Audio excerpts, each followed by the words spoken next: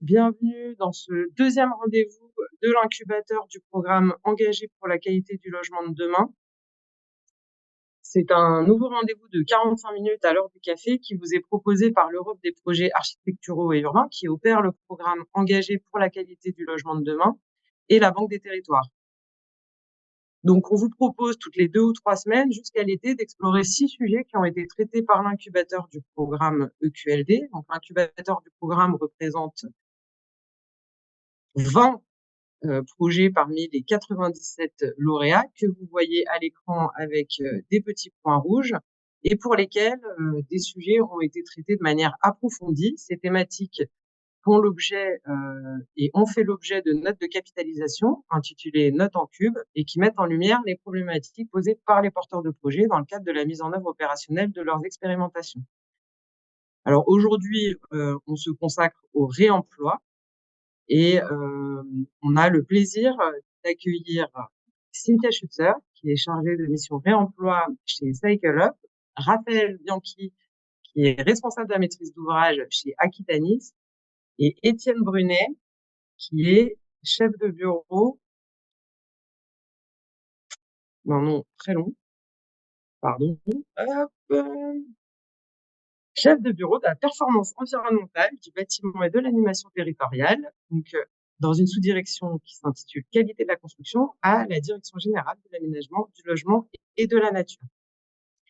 Donc pour commencer ces 45 minutes au sujet du réemploi, on va commencer par un petit quiz que Léo va nous lancer. Il vous suffit de cliquer sur le lien qui est dans le chat.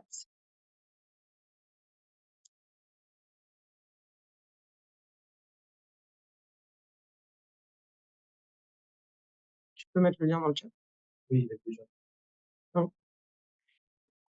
Donc, vous cliquez sur le lien qui est dans le chat et on répond aux questions pour essayer de voir si on s'y connaît en réemploi. Non?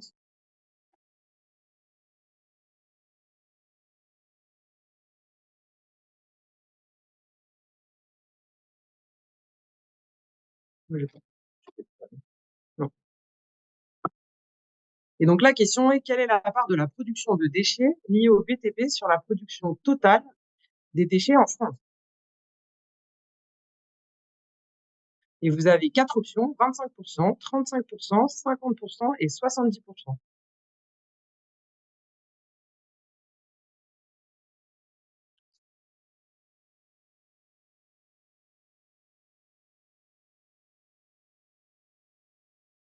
Alors, la bonne réponse?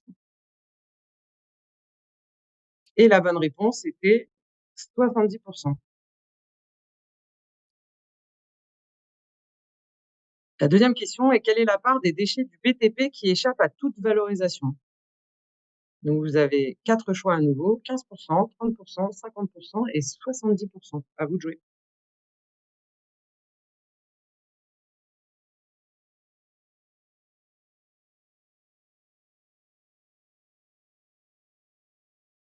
On attend encore quelques secondes.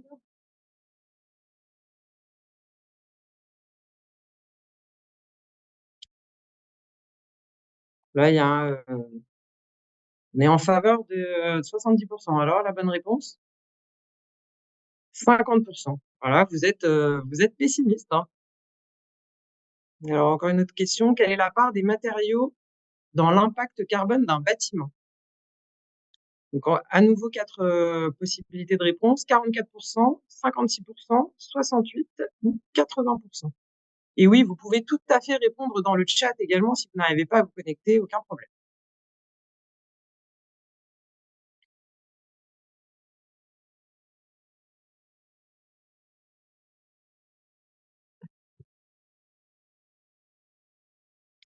Manifestement, on est sur une majorité à 68%. Quelle est la bonne réponse?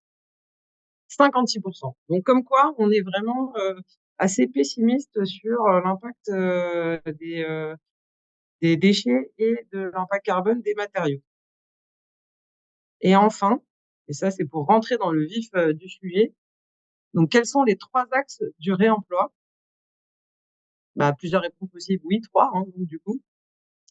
Réemploi in situ, approvisionnement intérieur, approvisionnement extérieur et réemploi ex situ.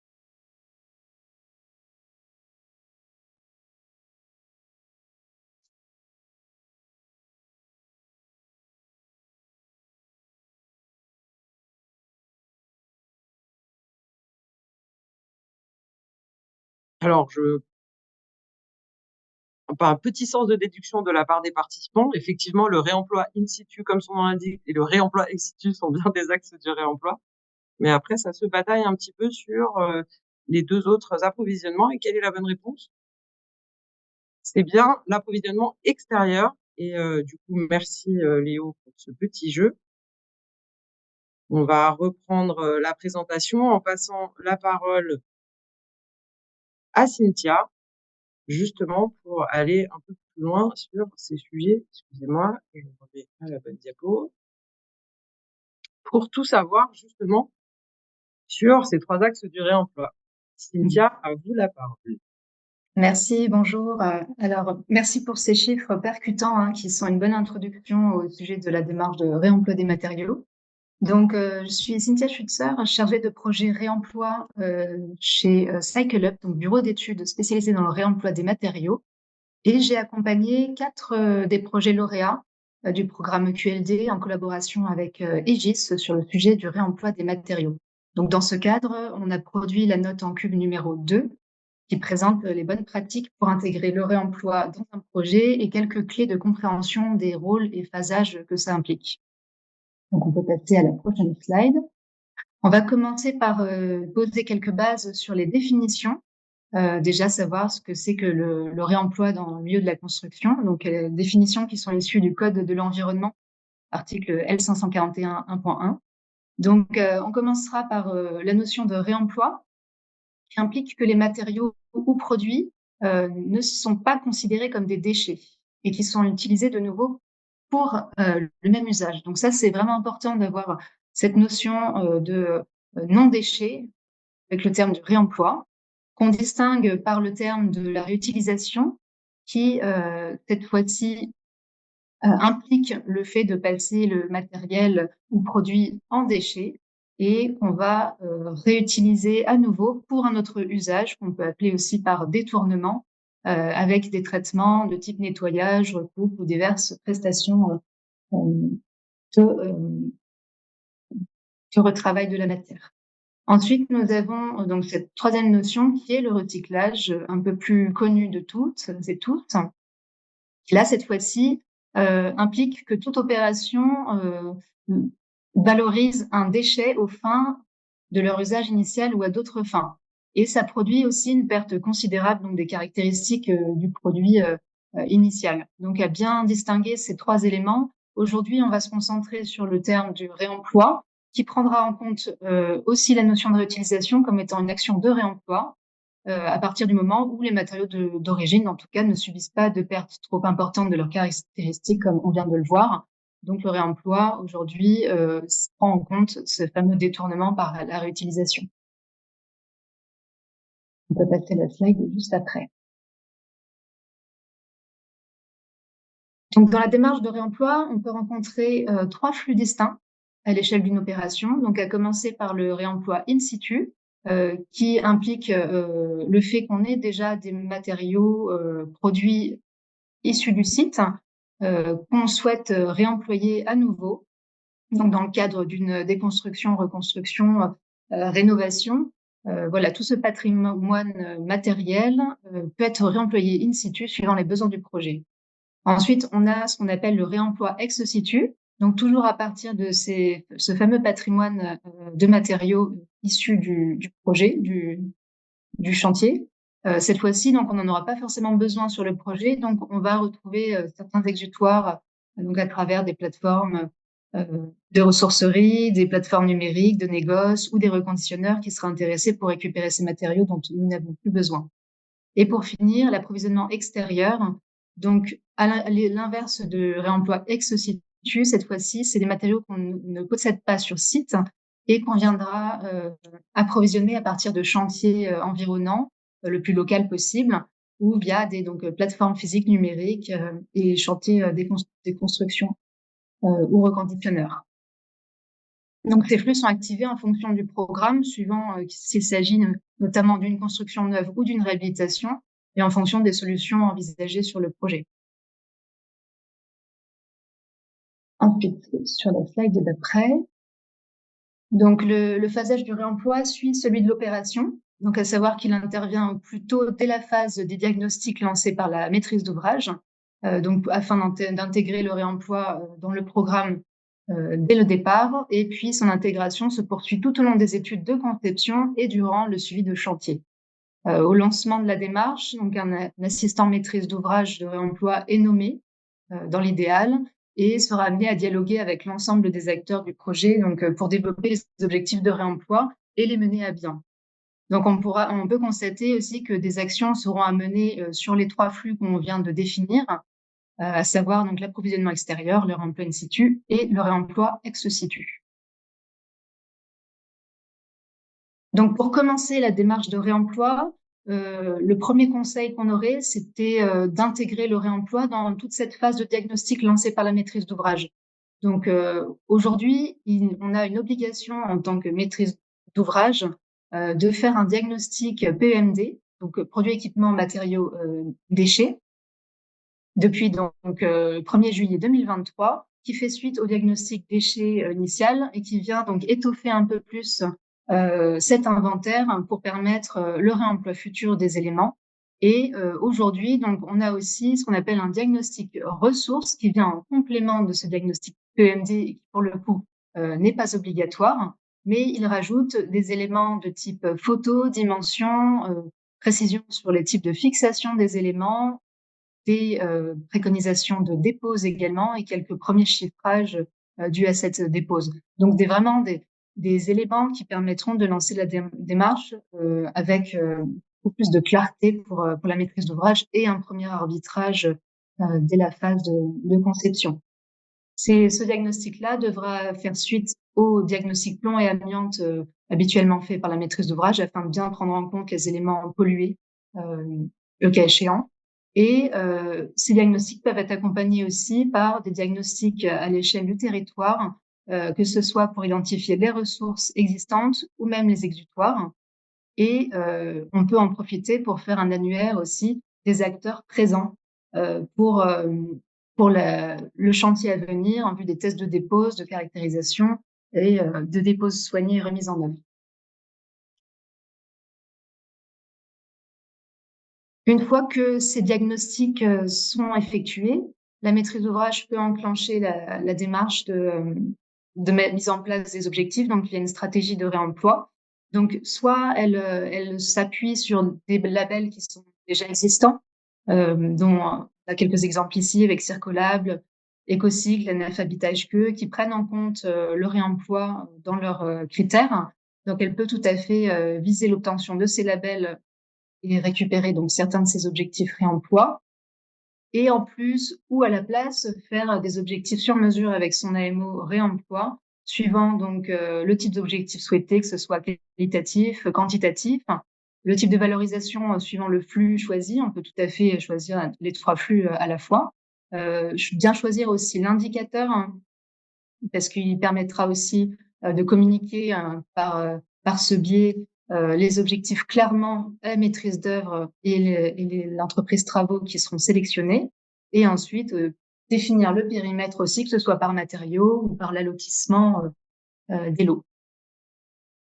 À noter que la maîtrise d'ouvrage devra faire en sorte que chaque acteur prenne bien en compte la démarche de réemploi dans sa mission, donc de manière à ce que on assure leur participation au processus, donc que ce soit architecte, paysagiste, contrôleur technique et même assistant maîtrise d'ouvrage à l'environnement. Et contacter son assureur aussi est un petit bonus à prendre en compte dès la phase programme pour justement commencer à présenter un peu la démarche et s'assurer que l'assureur pourra suivre tout au long du processus et surtout lors du chantier. Donc, une fois que la maîtrise d'œuvre est sélectionnée, le réemploi est intégré en parallèle de tous les livrables de la maîtrise d'œuvre via donc un AMO réemploi déjà présent ou son propre bureau d'études réemploi. Donc, on va de l'arbitrage des solutions de réemploi jusqu'aux rédactions des clauses, puis via la consultation des entreprises et l'analyse des offres. Et on voit aussi qu'on a toujours cette décomposition entre les différents flux, avec des actions à mener qui sont parfois très spécifiques, comme le fait d'avoir à valider les protocoles de remise en œuvre auprès du bureau de contrôle et prendre contact avec les assureurs. Notamment, sur le réemploi qui se situe, il y aura aussi des recherches de repreneurs à prévoir pour une éventuelle commercialisation et qui sera aussi à intégrer dans les clauses de dépose, notamment soignées. Donc, on note aussi que le bureau de contrôle sera donc sollicité durant la conception pour donner son avis sur les solutions et l'intégrer à son RICT. Ensuite, en phase de chantier, sur la slide suivante, il en est de même que la phase conception. Donc, le réemploi est toujours présent, notamment pour le suivi de chantier. L'AMO suivra en parallèle de l'entreprise que les clauses sont bien suivies sur le volet réemploi. Donc, l'entreprise travaux pourra également faire appel à son propre bureau d'études réemploi s'il n'y a pas d'AMO réemploi qui suit l'entièreté du projet. Et donc, dès la phase de préparation de chantier, cette fois-ci, on commencera à chercher des gisements. Parce que cette action est très rarement enclenchée avant la préparation de chantier, mis à part si la maîtrise d'ouvrage, notamment, a son propre stock ou une capacité d'achat qu'elle souhaite enclencher. Mais en général, voilà, la recherche de gisements débute avec la capacité d'achat de l'entreprise, puisque c'est elle qui va acheter les matériaux. Donc, on reviendra sur ce sujet il peut y avoir quelques exceptions. Ensuite, le bureau d'études de réemploi suivra à la fois les entrées et sorties des matériaux, mais aussi toute la logistique autour des éléments qui sont restés in situ. Donc, cette fois-ci, le bureau de contrôle doit intégrer son avis sur le réemploi dans son RFCT aussi en fin d'opération pour valider l'ensemble de la mise en œuvre des produits, suivant le protocole qui a bien été mis en place et validé par ses soins. Et tous ces avis émis seront demandés par les assureurs. Donc, sur la slide d'après, je vous fais un petit focus rapide sur le sujet des assurances. Donc, comme on a vu tout à l'heure, c'est quelque chose qu'il faut enclencher dès le départ pour la maîtrise d'ouvrage, dès qu'elle sait se lancer dans la démarche, prévenir son assureur pour un maximum de transparence et permettre voilà, que l'assureur puisse suivre sans encombre la démarche et couvrir forcément les risques que cela peut enclencher.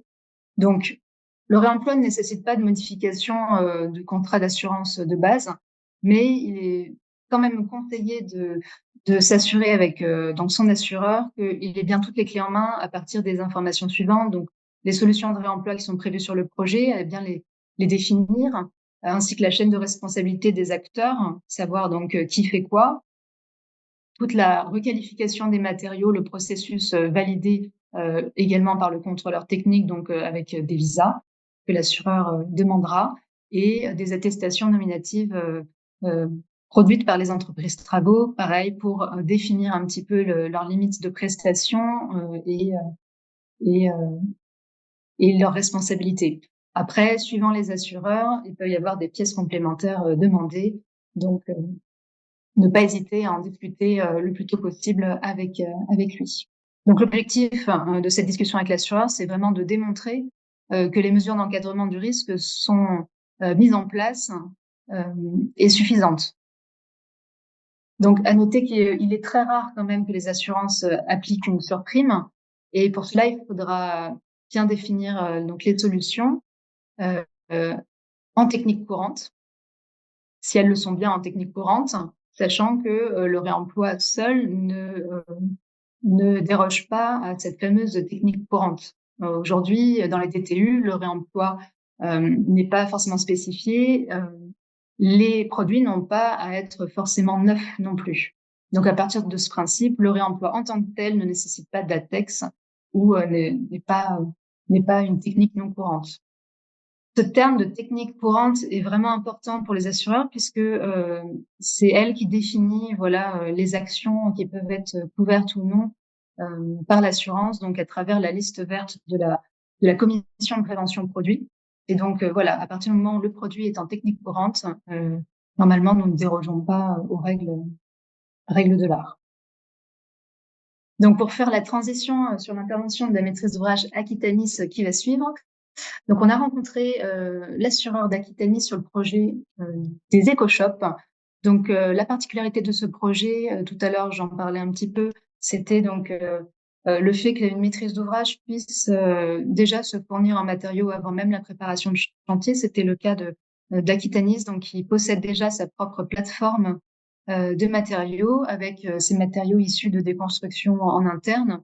Et l'idée, c'était de bien définir la responsabilité de chacun à partir du moment où la maîtrise d'ouvrage fournit des matériaux qui lui appartiennent à l'entreprise de travaux qui ne fera que poser. Donc, nous avons pu discuter avec l'assureur qui connaissait bien la démarche de réemploi et donc a demandé les documents que je vous ai cités précédemment et notamment demandé aussi à préciser les attestations nominatives des entreprises travaux qui, du coup, n'auront que la pose prévue. Il faut alors que la maîtrise d'ouvrage estime le coût de fourniture pour retomber dans l'assiette classique fourniture plus pose demandée par les assureurs.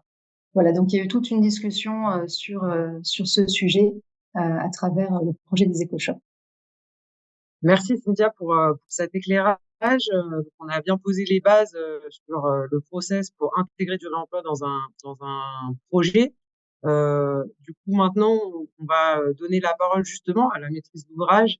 Donc, comme vous le disiez, Aquitanis, qui est plusieurs fois lauréat dans le cadre du programme engagé pour la qualité du logement de demain, mais qui effectivement s'est emparé du sujet du réemploi et au travers d'un projet appelé EcoShop, mais qui du coup a permis d'engager une démarche globale à l'échelle de, de l'entreprise bailleur social. Et donc, je laisse la parole à Raphaël Bianchi, qui est responsable du service maîtrise d'ouvrage à la direction des patrimoines d'Aquitanis, pour nous éclairer Bonjour un à petit peu. tous. Voilà, pardon. Bonjour à tous. Donc, effectivement, donc Raphaël Bianchi, responsable du service maîtrise d'ouvrage. Je signale tout de suite que notre AMO Ruse Réemploi nous écoute et pourra rebondir à des questions éventuelles sur le chat. Donc, merci Émeric. Et c'est vrai que alors, je voudrais pas surtout faire redondance, mais effectivement, Aquitanis s'est engagé dans cette démarche réemploi sur son propre patrimoine finalement, entre les opérations de déconstruction d'Aquitanis qui vont nous permettre d'être des émetteurs et des opérations en fait de construction. Donc ça, c'était quand même important pour nous. En tout cas, c'est par ce biais-là qu'on a pris le réemploi. Et c'est vrai que l'opération EcoShop était l'illustration parfaite parce que 3 opérations sur 3 sites différents de 2 ou 3 logements nous a semblé intéressant pour expérimenter effectivement cette démarche de réemploi. Du coup, il y a eu très en amont et en coordination avec l'AMO une recherche sur le patrimoine, sur ce qu'il pouvait être ou pas récupéré et voir comment avec les architectes, donc on travaille de très près avec 3 architectes, Atelier Provisoire, 2 PMA et AVA. Et du coup, on est allé explorer en fait différents sites du patrimoine qui allaient être déconstruits pour vraiment identifier les matériaux possiblement réemployables.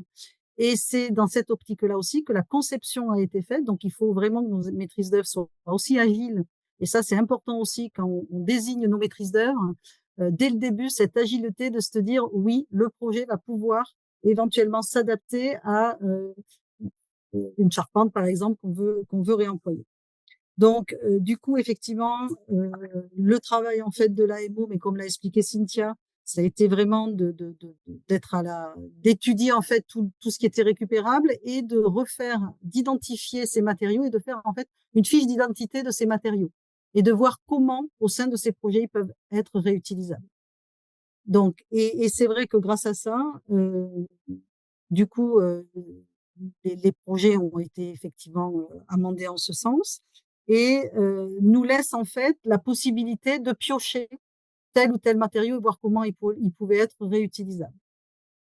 L'AMO également nous a donné, pour vous parliez de l'assurance tout à l'heure, Cynthia, mais effectivement, le process réemploi pour l'assureur, pour nous, c'était quand même le principal frein. L'assurance et les avis du bureau de contrôle, c'est quand même le principal frein à la mise en œuvre du processus. Et c'est vrai que là, on a la chance d'être en face d'un assureur qui connaît le réemploi, mais à qui quand même on a fourni toute une note méthodologique pour très en amont aussi euh, évoquer avec lui déjà en termes de conception là où on allait réutiliser du réemploi pour voir les freins possibles ou pas. Et bien entendu, toute cette recherche va être également faite au démarrage des travaux, parce qu'on sait très bien que peut-être qu'un matériau réemployé qu'on avait identifié, c'est l'intérêt finalement d'être en interne avec notre propre plateforme de réemploi. Mais on sait très bien peut-être que le jour J, la temporalité étant quand même des fois une grande inconnue, peut-être que finalement ça sera un autre matériau du moins, qui ne sera plus disponible et voilà. Excusez-moi, je suis pas très claire. Euh, donc effectivement, l'intervention en tout cas de notre AMO environnemental est vraiment primordiale et pour cette fiche d'identité des matériaux et pour effectivement mettre en évidence là où on va les réutiliser et aussi surtout pour faire notre notice DCE en fait sur les projets d'éco-champs. Euh, voilà. Aujourd'hui, en tout cas, on travaille également avec Caluconsult qui est très au fait du réemploi de matériaux. Donc là aussi, toute cette opération de réemploi ne peut pas se faire sans vraiment une coordination et une compréhension de l'ensemble des acteurs. Sinon, ça fonctionne pas. Voilà. Bon, pour l'instant, malheureusement, on est encore qu'au stade de la conception, donc on a tout de prêt. On attend que les 3 opérations, parce que l'enjeu pour nous, ça va être que ces 3 opérations, elles avancent ensemble. Donc, pour l'instant, on est qu'au stade justement des CE où on peaufine en fait la consultation des entreprises.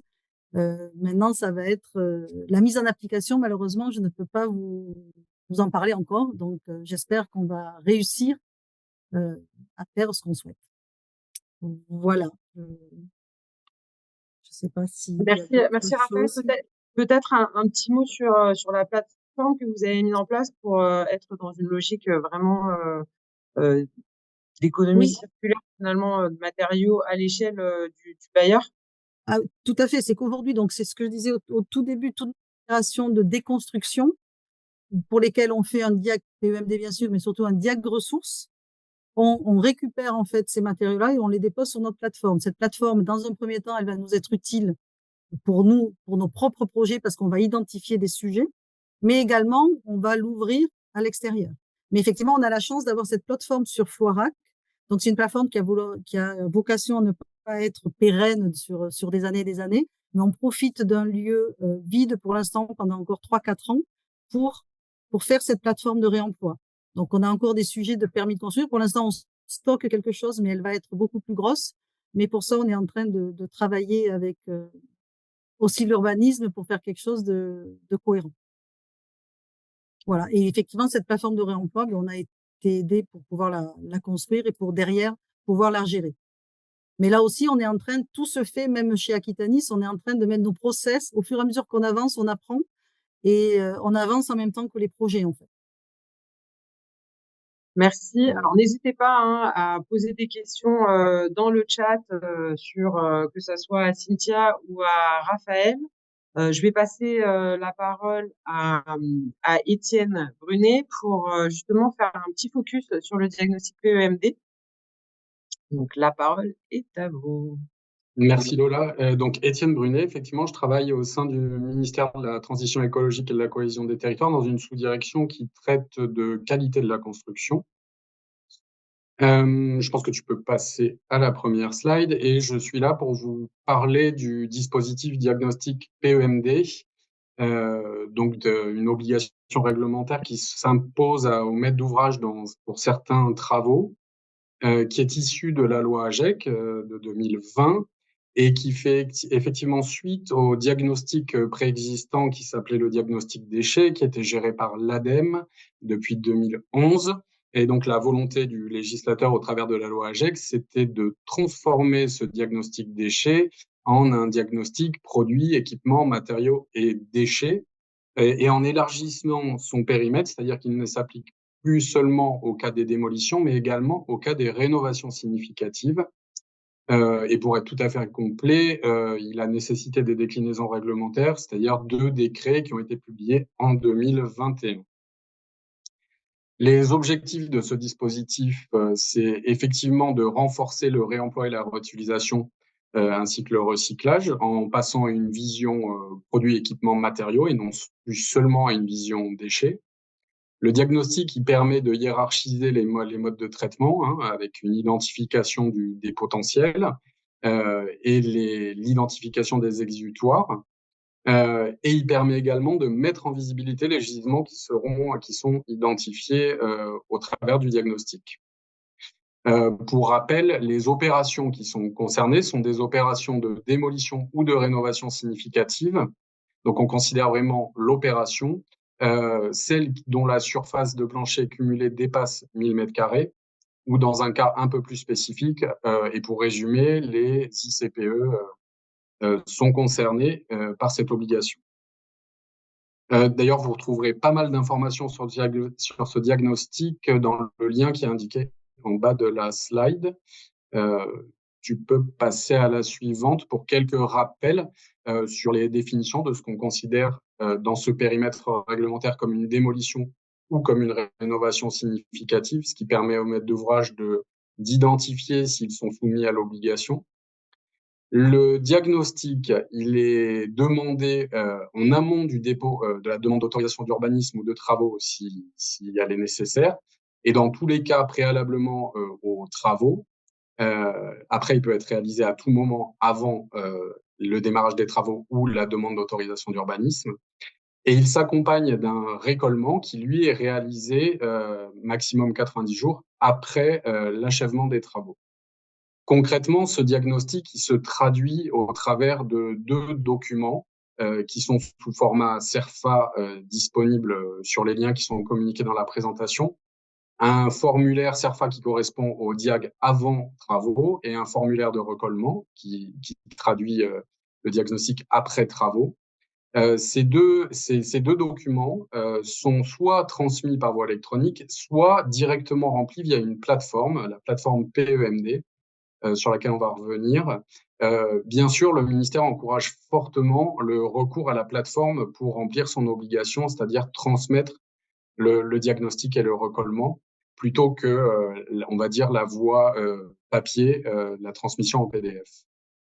Cette plateforme PEMD, elle permet au maître d'ouvrage de remplir directement en ligne, de façon dématérialisée, le diagnostic, et surtout, elle lui permet de mettre en visibilité les gisements qu'il a identifiés avant ses travaux de démolition ou de rénovation. Je pense que tu peux passer à la slide suivante. Donc, vous trouverez tout en haut le lien vers cette plateforme.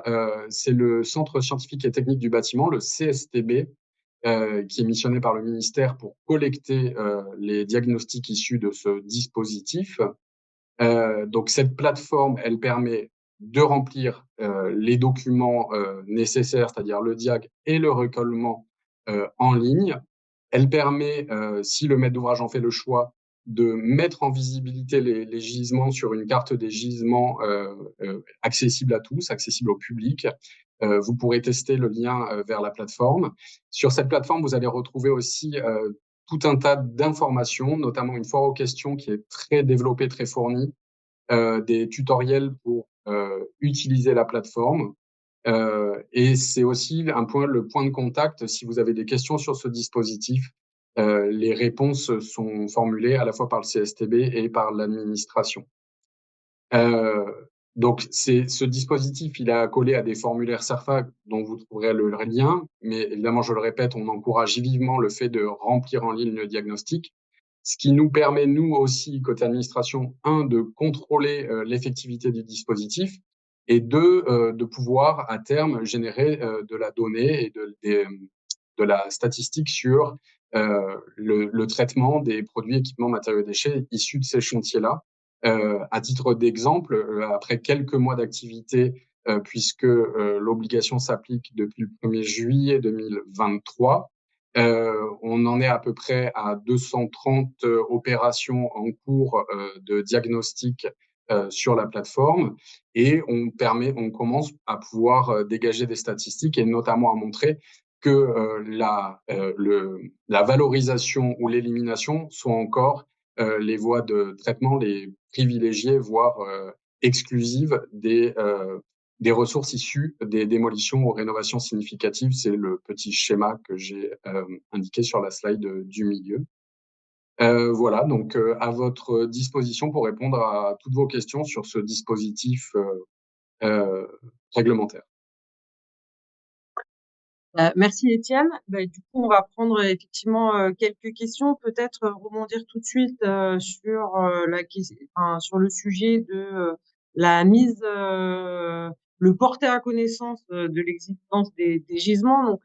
Donc, on comprend que la plateforme PEMD, elle a vocation aussi à pouvoir donc mettre en visibilité les gisements pour l'ensemble des maîtrises d'ouvrage, pas que celles qui sont soumises au diagnostic PEMD, si je comprends bien. On a une question justement qui nous demande s'il existe une mise en réseau des matériaux prêts au réemploi pour le logement, comme une recyclerie en ligne par région. Est-ce qu'il y a des articulations qui se font entre cette plateforme et le développement de cette plateforme et peut-être des initiatives plus locales pour porter à connaissance et la visibilité de ces gisements?